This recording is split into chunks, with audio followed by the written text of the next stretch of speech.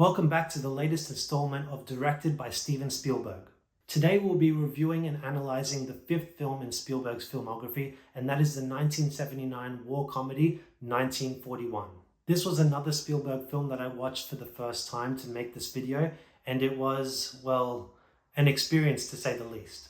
This was a film unlike anything I had really ever seen before, and I'm still kind of processing it to this day, but I'm still going to do my best to break it down for you anyways. This was definitely Spielberg's most ambitious film at this point in his career. Did his ambition pay off? Join me as we review and analyze 1941. Let's get started. 1941 is a war comedy fictionally set 6 days after the events of Pearl Harbor, about an Imperial Japanese Navy submarine surfacing off the coast of California. The film literally begins with a Jaws parody of a naked woman swimming in the ocean with something stalking her, which turns out to be a submarine. The scene was so similar to Jaws that I had to actually double check I was indeed watching the correct film. On the protagonist side, you have a range of stakeholders. You have the ragtag 10th Armored Division M3 Lee tank crew, comprised of Dan Aykroyd, John Belushi, John Candy's characters, and others.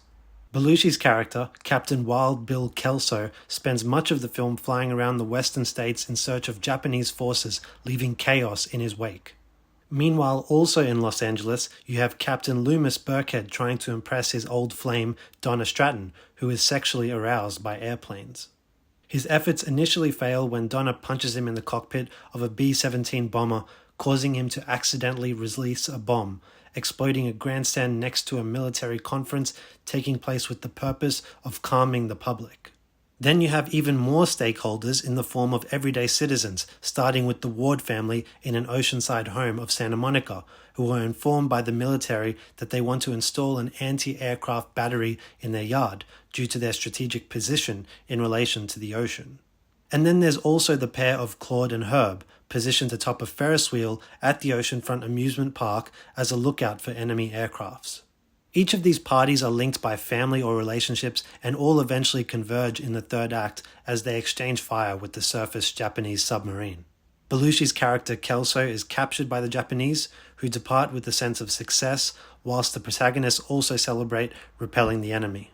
Now, I have glossed over many scenes that take place throughout this film, and the reason for that is simple. This film is insane, and not in a particularly good way.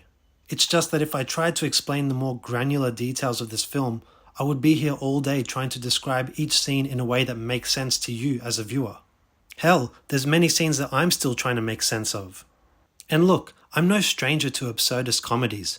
I enjoy my fair share, but this film simply lacked the comedy, and the result is just absurd. If there's one thing about this film that is clear, it's that it can't figure out what type of comedy it wants to be. It can't decide whether it wants to be a spoof comedy, a straight-up comedy, or an action comedy.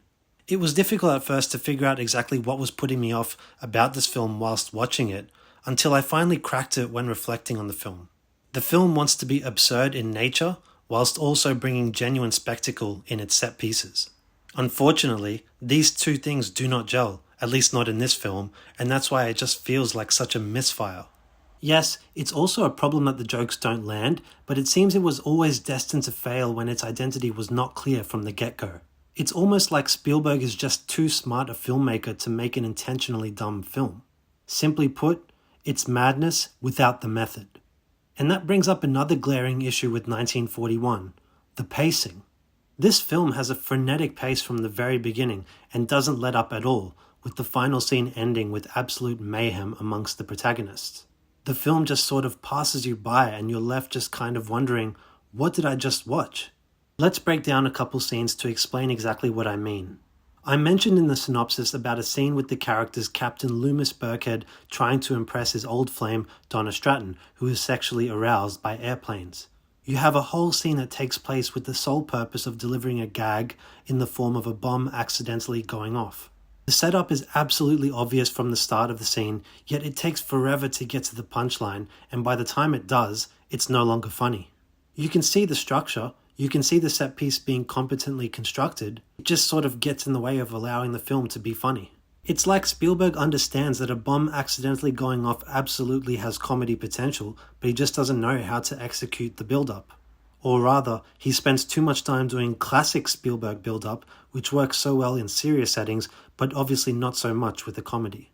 Another scene I want to talk about also happens to be my favorite scene in the film, and that is the dance/brawl sequence at the USO Club. To set the scene, you have a dance contest going on that is interrupted by Sitarsky and Wally trying to win the affections of Betty, leading to an all-out brawl between the soldiers and sailors, which spills out onto the street, causing absolute chaos. I liked the scene because I felt like the film was finally embracing its absurdist energy in the best possible way. That said, I still feel the choreography of this set piece is just a little too polished to be truly funny. In simple terms, Spielberg simply cannot get out of the way of his own brilliance in order to execute a dumb comedy. I've barely spoken about the characters yet in this film, and that's simply because there isn't much to say. This film suffers greatly from an overstuffed cast, and the result is none of them receive any real development. On top of that, all the characters kind of act the same. They respond to every situation with over-the-top, slapstick behavior, each one sillier than the last. The only character that gains any sort of development is Wally, the hopeless romantic seeking Betty's love. He goes from the timid dishwasher in the beginning to an action hero by the end, assisting in the defense of Los Angeles. Outside of Wally, though, there's no real standout characters. It is remarkable to have a young Dan Aykroyd, John Belushi, and John Candy, and to have their talents completely wasted in this film. With that said, it's truly fascinating to observe the absolute misfire that is 1941. On the one hand, I respect the utter ambition of this film to create a comedy with the scale of a war epic. On the other hand, I've possibly never seen a film with this much comedic talent to have so many jokes fall flat. I mean, it actually takes effort to have John Belushi playing a pilot who leaves disaster in his wake and not be able to generate laughs from that. I couldn't make any sense of it and was prepared to give it a comprehensively negative review until I realized what it's actually about. Now, I have no specific evidence to back this up, but I believe this to be true nonetheless. Here it goes. 1941 is simply a comedic take on the American spirit in the face of pending doom. Presentation of contrast between the flawed but free-spirited nature of American culture against the highly organized imperial culture of 1940s Japan. This is summed up in one scene when Sergeant Tree and his tank crew break up the brawl in the street outside the USO Club. Dan Aykroyd gives a speech berating their behavior and how he hates seeing Americans fighting Americans. He reminds them of the ideals of America and what they stand for and why exactly it's important for them to fight back against oppressors. Despite the dialogue including purposely sarcastic statements about eating raw fish for Thanksgiving instead of turkey, the substance of the speech is actually quite inspiring. It speaks to the plucky optimism of American culture, and flawed as it may be, is based in a freedom that's worth putting aside our differences to fight for.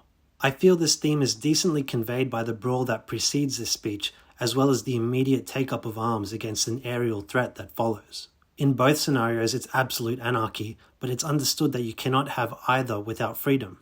There's something wholesome and heartwarming to take from that. I wasn't quite expecting it, considering how absurd the film had been up until that point. It's not often that we get a film that speaks so directly to the American spirit, especially not in a film as wacky as this. And whilst on the topic of things I liked about this film, I would be remiss to not give credit where it's due. I think the second half of the film definitely picked up after the meandering and purposeless first half, mainly because that's where most of the action took place. I've mentioned that the choreography and set pieces were impressive. The cinematography is also very good. The score by John Williams is fitting for a war comedy. Technically speaking, there's not a lot that I can find wrong with this film. The issues lay very much at the feet of comedy execution. And with the cast this comedically talented, it gives me no pleasure to say that the director, Steven Spielberg, must assume full responsibility for failing to deliver laughs. I've said this word a few times already, but the one word that really summarizes 1941 is misfire. Misfire beautifully illustrates the final product that is 1941. Because you can have a perfectly functional gun with the correctly loaded magazine, and yet just sometimes once the trigger is pulled, what comes out is a spray that was nothing like what was intended. That, in a nutshell, is 1941. So there you have it. That is the wild and wacky experience known as 1941. I've really tried my best to summarize my feelings on this film, which still aren't 100% clear. Whilst watching the film, my feelings were certainly a lot more negative at the time compared to now, since that I've had time to kind of digest it. I still do take issue with the lack of genuinely funny scenes, but I do find that it has some redeemable qualities. Perhaps in another filmmaker's hands, this could have been an absolute classic. Instead, it's unfortunately regarded as one of the greatest misfires in the history of film. If I was a cynical person, I'd probably be inclined to give this film a negative score, but because I appreciated the wholesomeness of it, I'm going to give 1941 a 5.5 out of 10. That still very much makes it the lowest marked Spielberg film on my list so far, but hey, at least it's a passing grade. So that concludes the 5th episode of Directed by Steven Spielberg.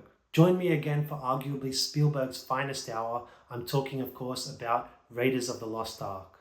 Can't wait. Until then, thank you for watching and we'll talk to you next time. Bye.